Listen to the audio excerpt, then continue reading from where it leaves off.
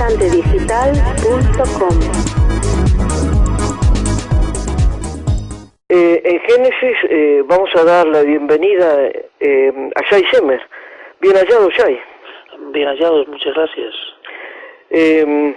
Estamos en los primeros días de un nuevo año y es notable como cuando uno retoma con interés y en profundidad la palabra, descubrimos que es como se ha dicho con toda sabiduría, una fuente inagotable de mensajes para los hombres de todos los tiempos.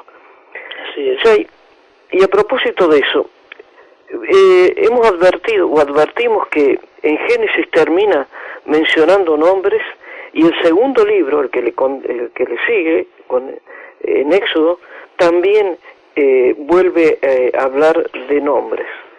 Esto evidentemente tiene un significado. Así es, y aparentemente es como una redundancia que coloca el escritor de la palabra.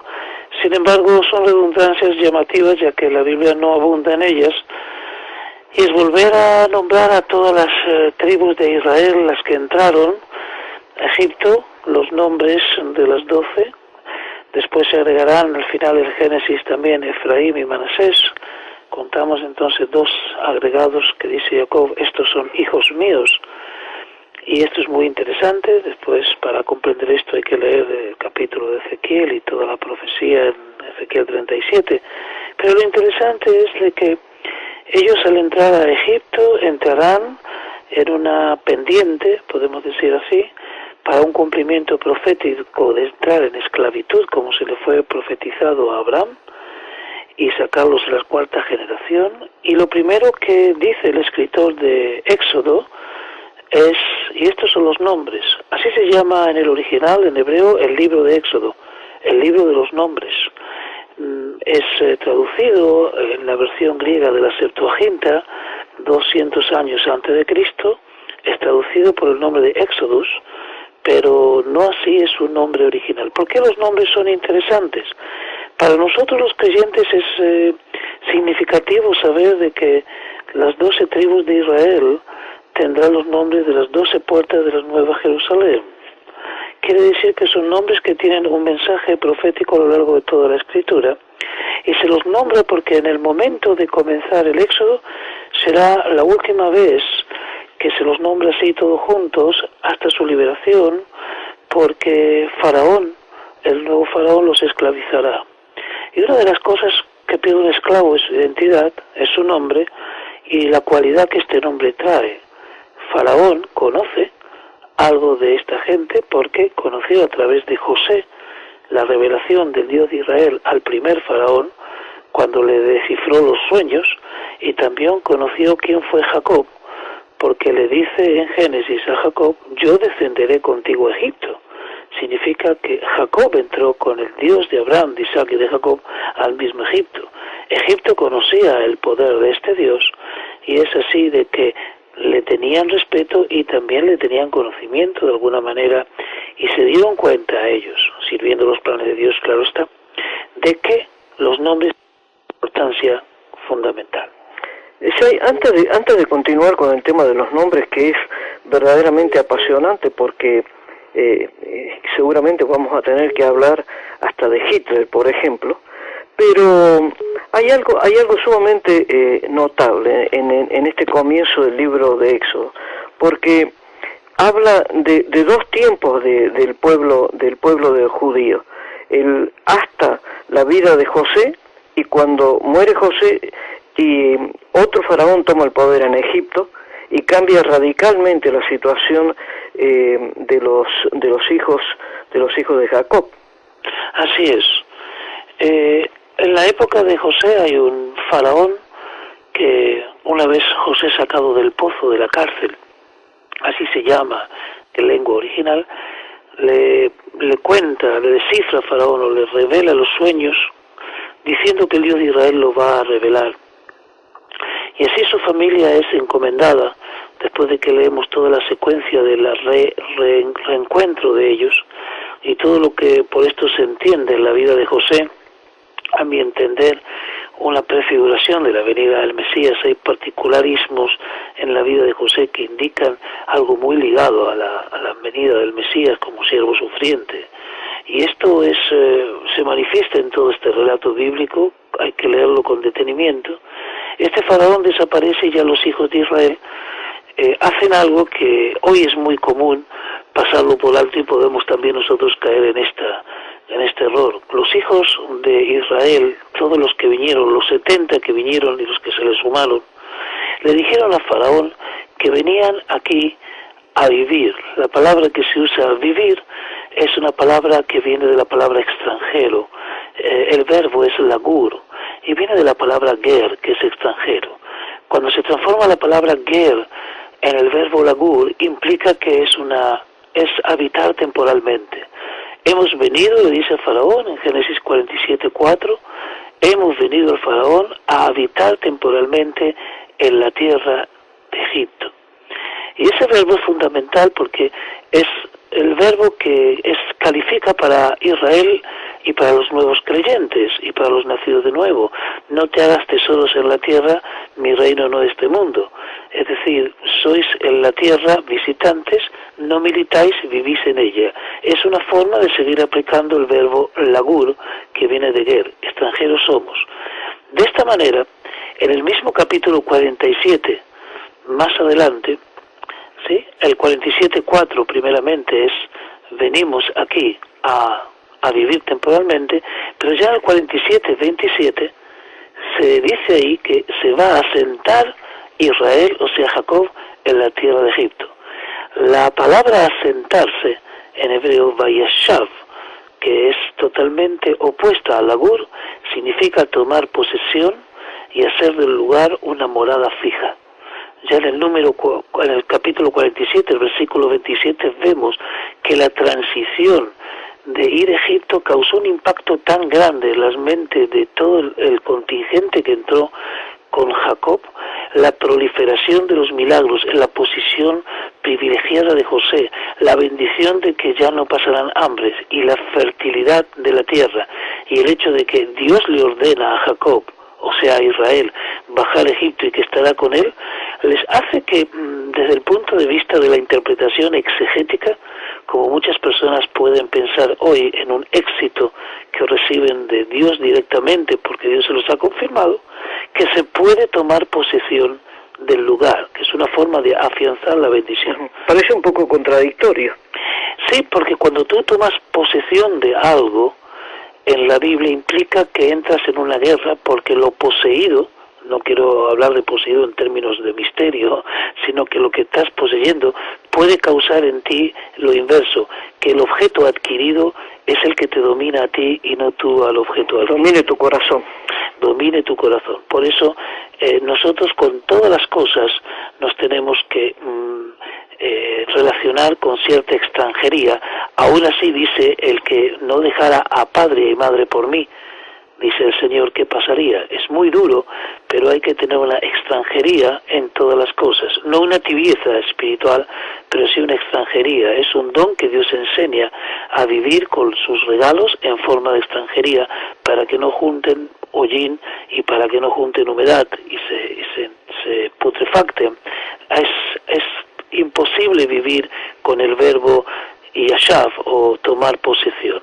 Es un desliz lingüístico que causa toda la diferencia, porque en el momento que ellos se asientan, Dios les permite multiplicarse y les permite crecer en gran manera, en extremo, dice el original, y es una fructificación que llena toda la tierra. Y el nuevo faraón, que aprende de todo esto, ve en ellos la gran fortaleza y la gran debilidad. La gran fortaleza es su crecimiento, lo cual causa mucho miedo en Egipto, y causa también la atención del nuevo faraón, que dice, yo no reconozco a José. Dice, no conozco, pero conocer y reconocer significa en la Biblia, yo no te conozco, yo no entro en intimidad contigo. El mismo verbo que se utiliza para conocer es el verbo de una relación muy íntima como puede tener el conocimiento de un hombre con una mujer. ¿Sí? El conocimiento, como dice Jesús también en Mateo 7:23, no os conozco, hacedores de maldad, aunque habéis usado mi nombre para hacer milagros. Esa falta de conocimiento o reconocimiento implica que ya no ve como una autoridad lo que José ha hecho y tiene temor por el excesivo crecimiento, y entonces se da cuenta que los hebreos se han equivocado en algo, se han asentado.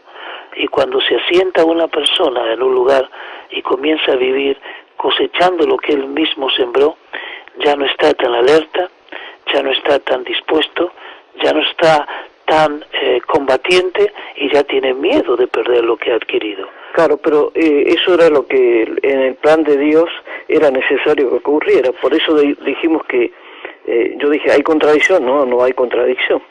No hay contradicción simplemente porque Dios dejó que la naturaleza humana, que sigue perpetrándose hasta nuestros días, actúe de la manera que tiene que actuar y no les mandó el aviso. Dejó que interpreten la abundancia de la bendición a la manera de lo que es el placer y lo que es el acomodamiento, cosa que corremos peligro en cada generación. Claro. Aceptamos como humanos el mensaje de Dios, pero no lo interpretamos debidamente. El ministerio de Jacob creció en Egipto notablemente, es como el crecimiento de una iglesia que levanta otro templo y levanta otro edificio y se extiende por todas partes y dice, qué bendición, tenemos creyentes, tenemos recursos económicos, escuchan la palabra, ¿qué vamos a hacer ahora? Pues ahora vamos a pensar como lo que somos y no como lo que fuimos. ¿Qué somos? Grandes. Y estamos ahora asentándonos y tomamos posesión de la bendición. Es en este momento, como advierte el Evangelio de Lucas, que cuando toda la gente comience a hablar muy bien de nosotros, empecemos a darnos cuenta que estamos en peligro. Exactamente. Es curioso cómo, interpretando los hechos espiritualmente, lo que puede ser una cosa que halaga a los hombres, puede ser, encierra ese mismo halago encierra un tremendo peligro. Encierra absolutamente un tremendo peligro. Por esa razón es importante ver que no se disparó una flecha ni se arrojó una lanza para esclavizar a Israel. No hay batallas ni contiendas, aunque ellos tenían el poder político y el poder económico y estaban en todas las instituciones, tanto que el rey, el faraón, él que es el rey, tiene miedo porque son más poderosos y más numerosos que toda la nación, tienen más capacidad de reacción y pueden convertir la nación en una especie de protectorado de otro pueblo aliándose con él. Entonces dice que hay que ser muy astuto para con ellos porque no puede enfrentarlos frontalmente.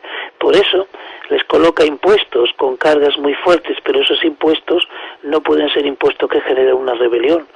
Lo que intuye saber que estos impuestos eran para que Israel, el pueblo de Israel, colabore con las construcciones de los faraones, porque eran construcciones faraónicas justamente que necesitaban la financiación de los poderosos. Eran una coproducción. Y cuando les fue colocando, lentamente les fue deprimiendo, les fue quitando el dinero y con mucha astucia los fue debilitando con promesas hasta que finalmente ellos caen en la desgracia de la esclavitud. Y allí tienen que luchar por que sus nombres estén preservados porque pasan a la esclavitud que comienza a dañar la identidad, a dañar la personalidad, a convertir a una persona solamente en un engranaje de producción. Pero es interesante que cuando salieron de Egipto salieron con sus nombres intactos. Quiere decir que los mantuvieron en secreto y lucharon contra lo que se llama el lavamiento de cerebro, contra la alienación que da la esclavitud. Es interesante como desde la perspectiva del mundo siempre se ha querido ir en contra de la memoria, porque al final la cuestión de los nombres está vinculada con esa cuestión fundamental que es la memoria. Nosotros hacemos memoria de, ¿verdad? Así es, hacemos memoria de, por ejemplo, estos nombres fueron dados en su momento por las madres que les dieron a luz, son nombres que tienen un sentido, son nombres que tienen una trayectoria. A cada uno de estos nombres, Jacob, o sea Israel, les da al final del libro de Génesis, les toma por su nombre, les dice lo que tienen que hacer, lo que serán. Estas profecías son importantísimas y fundamentales porque trabajan en un engranaje profético importante, y más cuando llegamos a la tribu de Judá, el león de Judá, del cual desciende el Mesías. Esto tiene que acontecer. Faraón sabe que borrando los nombres, Faraón, que es el gran cocodrilo del Nilo, según Ezequiel 29, este sabe y conoce que borrando esos nombres se cortaría la memoria, y si no hay memoria, no hay expectativa, no hay esperanza. El mismo Jesús dijo: haced esto, lo que estáis viendo, en memoria de mí. ¿Y por qué debéis hacer esto en memoria de mí? Porque si activáis la memoria en mí, activáis toda la memoria bíblica, entráis entonces en un nuevo concepto de historia. No es la historia cronológica de la humanidad, sino la historia que se escribió y se está escribiendo, pero ya se escribió porque todo lo que es ya fue, se escribió en la mente de Dios, y debemos vivir ese complejo histórico que realmente desafía a la mente humana, porque no tiene historiografía, porque no tiene cronología, porque no tiene un avance sistemático, ni responde exactamente a los devenires sociales o a las fuerzas sociales que se interpolan constantemente para crear todo lo que es el movimiento de la humanidad. Aquí entran a jugar otras leyes y otros pensamientos que no son los nuestros. Has mencionado un punto que quizás convenga profundizar un poco en él. Has dicho, cuando el Señor Jesús dijo en el momento de la cena, haced esto en memoria, de la Santa Cena, haced esto en memoria de mí, evidentemente no se estaba refiriendo al hecho en sí mismo del pan y del vino, se estaba refiriendo a esa otra cuestión tan fundamental que es la memoria, como has dicho, la memoria de todo lo que somos. Jesucristo fue, es y será el maestro de maestros, entre otras cosas. Y todo lo que enseñó, lo enseñó en un proceso educacional, lingüístico, con poder, con manifestaciones milagrosas, con doctrina, con profecía, con esperanza. Entonces, cuando dice esto, es la Santa Cena y la conjunción de la misma lo que significa. Después, en Lucas 44, dice que les tuvo que abrir el entendimiento para que no se queden en el simplismo del pan y del vino, no es que es algo simple, sino en esa idea simple, para que entiendan que todo esto tenía que acontecer según Moisés, según profetas, según salmos. ¿Y esto qué quiere decir? Quiere decir que todo lo que no se entiende más que en una religiosidad de fe, que hay una profundidad y hay un misterio y hay un mensaje que está cualitativamente metido dentro de lo que vemos.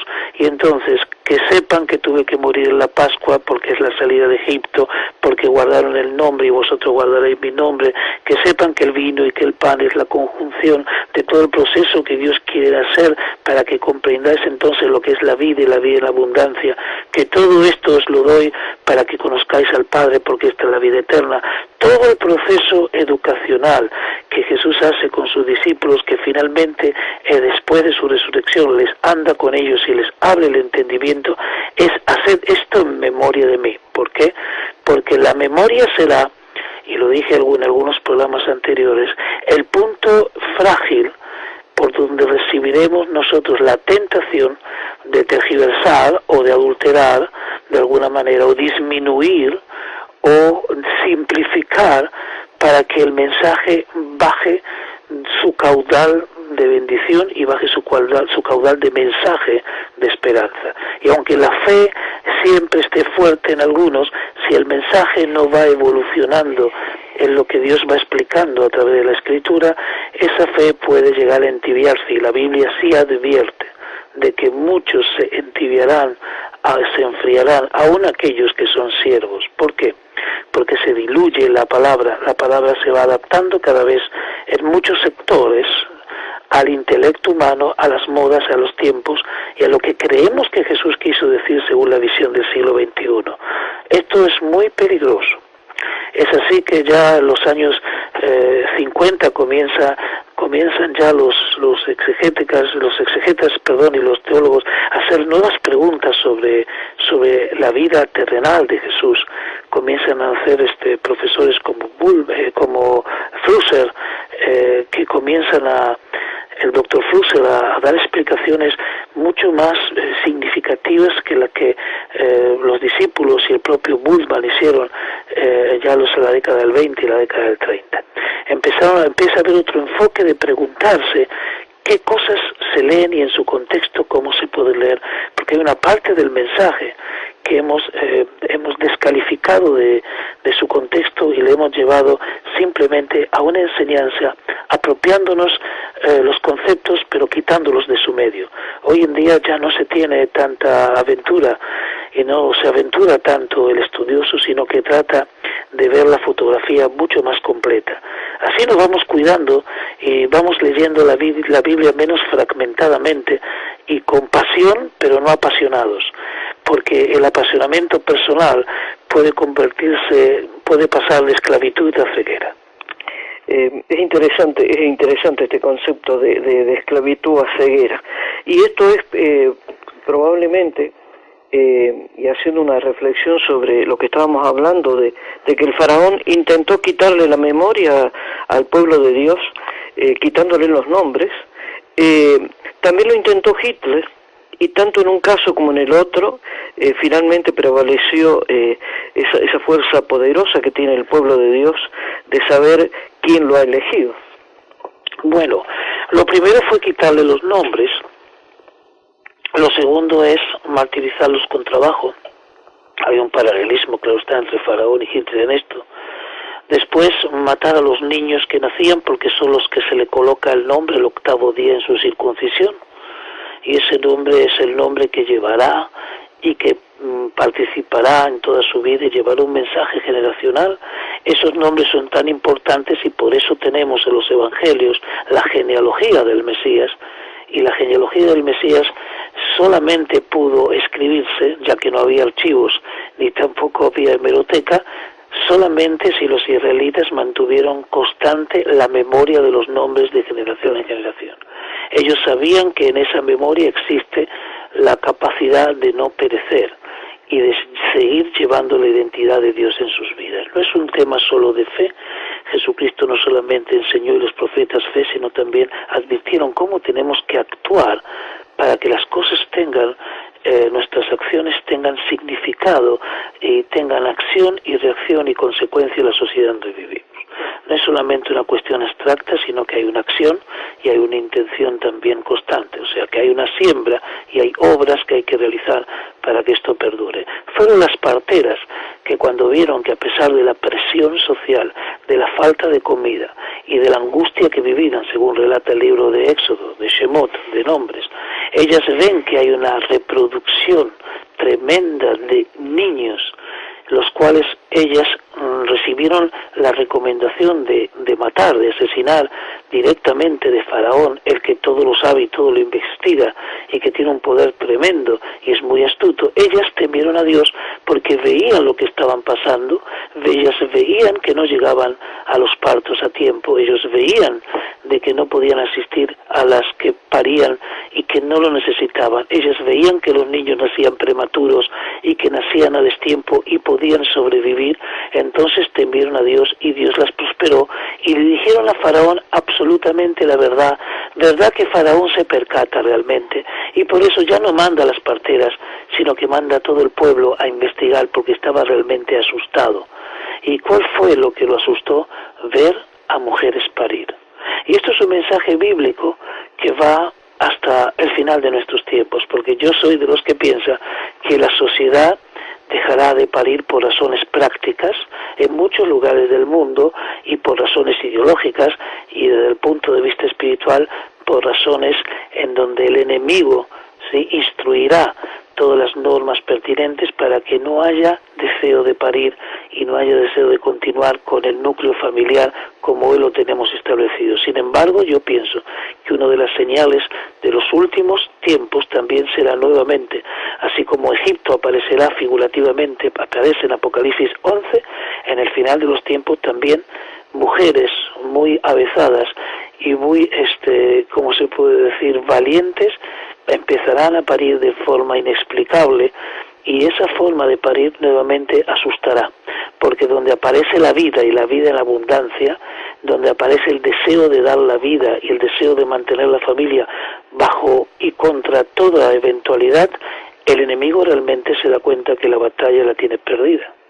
Sí, es un poco sorprendente el argumento, porque en este momento, por hablar de Europa, está llegando a uno de sus registros más bajos de natalidad. De hecho, es uno de los mayores problemas que tiene el continente europeo, es la baja natalidad y la alta calidad de vida que lleva a vivir muchos años.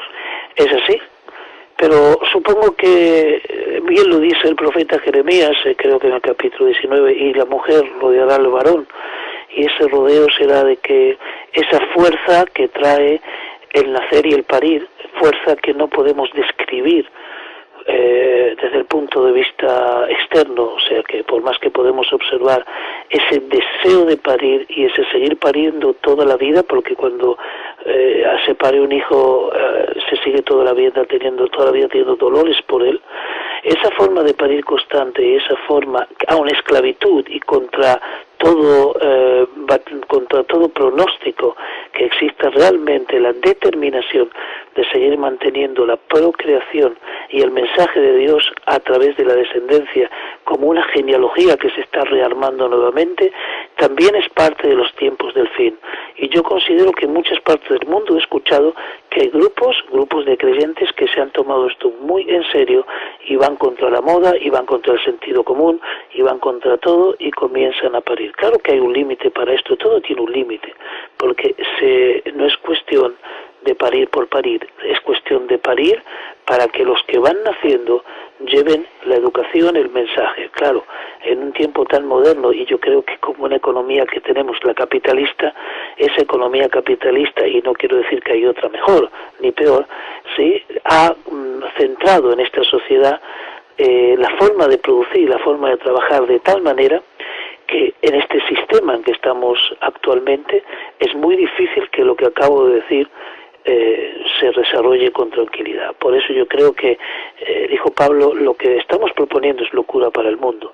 Y ya uno de los primeros atisbos de realidad diferente lo hicieron en Hechos 4, cuando crearon una economía de la cual ya no tenemos muchos registros, en que todo lo ponían a los pies de los apóstoles y no les faltaba nada. Fueron contra la normativa romana, contra el sistema de vida, para poder realizar una economía diferente, un modus vivendi que les permita vivir en una santidad diferente.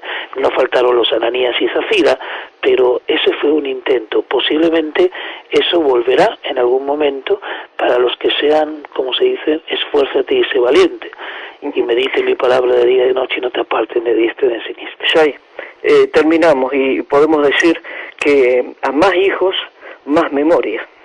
Se puede decir, y voy a citar el Salmo 128, una parte de él, ¿sí? La mujer como la vid y los hijos como el olivo alrededor de la mesa. Y verás a los hijos de tus hijos, quiere decir verás físicamente, y verás esa siembra que has hecho y la paz de Israel. Entonces, bienaventurado el hombre que vive del fruto de sus manos. O sea, el trabajo, la responsabilidad, el hogar, la dulzura de la vid. Aparece una fotografía bucólica, pero es lo que propone el Salmo 128, y ver a la tercera generación encadenados, por lo menos, encadenados en un mismo sentir, y cuando es un padre lo logra y se convierte en abuelo y ve el fruto, el Señor le dice que verás la paz de Israel, aunque la paz no esté, la verás, porque así dijo Jesús, Abraham vio mi gloria y se usó de mí, y yo soy el Dios de paz. Yo soy la paz, mi paz os dejo, mi paz os doy. Quiere decir que hay algo relacionado entre ver la paz y ver la paz de Israel, y Israel somos todos, ya lo sabemos, los dos campamentos, y tener ese encadenamiento familiar. No es algo biológico solamente, sino que también lo biológico y el mensaje aquí van unidos. Yo siempre creo que este Salmo 128 es el salmo, digamos, de la esperanza, porque afianza el trabajo, afianza la unión familiar y afianza la esperanza de poder ver la cosecha de la siembra. Con el salón que nos dejó el Señor Jesús, nos despedimos. Gracias, Shai Semer, y hasta la próxima. Gracias a vosotros y, si Dios mediante, hasta la próxima.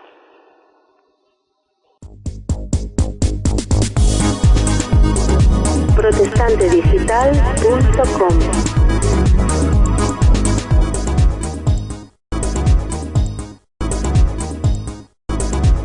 Que este nombre trae.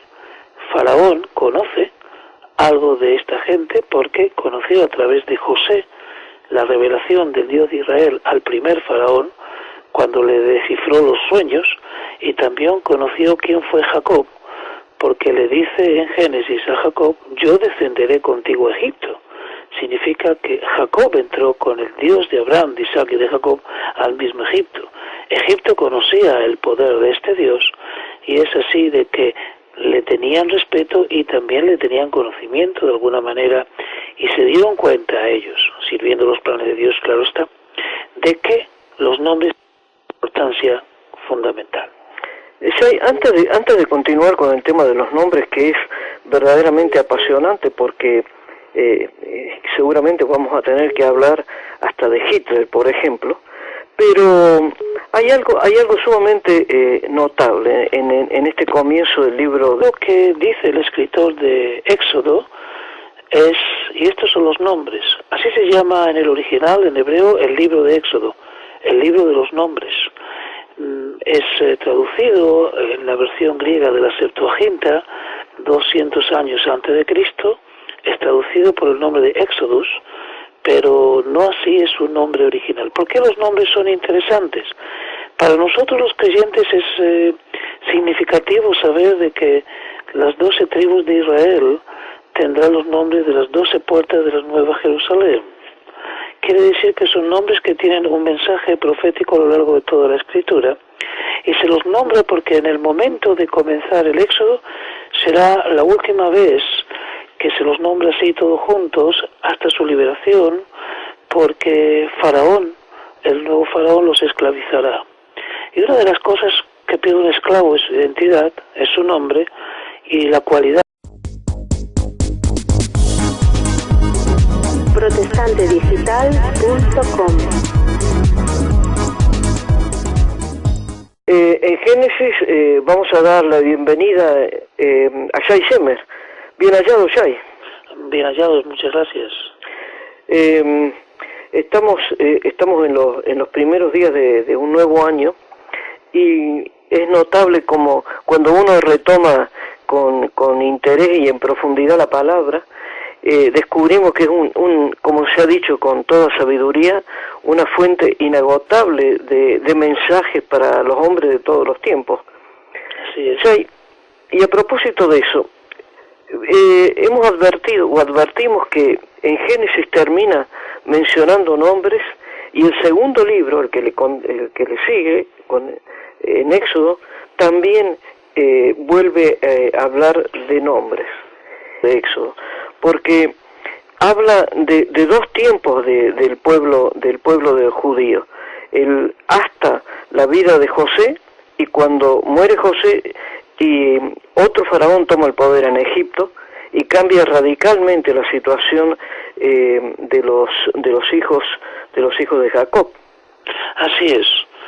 En la época de José hay un faraón que, una vez José sacado del pozo de la cárcel, así se llama en lengua original, le cuenta, le descifra a Faraón o le revela los sueños, diciendo que el Dios de Israel lo va a revelar. Y así su familia es encomendada, después de que leemos toda la secuencia del reencuentro de ellos y todo lo que por esto se entiende en la vida de José. A mi entender, una prefiguración de la venida del Mesías. Hay particularismos. Esto evidentemente tiene un significado. Así es, y aparentemente es como una redundancia que coloca el escritor de la palabra. Sin embargo, son redundancias llamativas, ya que la Biblia no abunda en ellas, y es volver a nombrar a todas las tribus de Israel, las que entraron a Egipto, los nombres de las 12, después se agregarán al final del Génesis también Efraín y Manasés. Contamos entonces 2 agregados que dice Jacob: estos son hijos míos. Y esto es muy interesante. Después, para comprender esto, hay que leer el capítulo de Ezequiel y toda la profecía en Ezequiel 37. Pero lo interesante es de que Ellos al entrar a Egipto entrarán en una pendiente, podemos decir así, para un cumplimiento profético de entrar en esclavitud, como se le fue profetizado a Abraham, y sacarlos de la cuarta generación. Y lo primero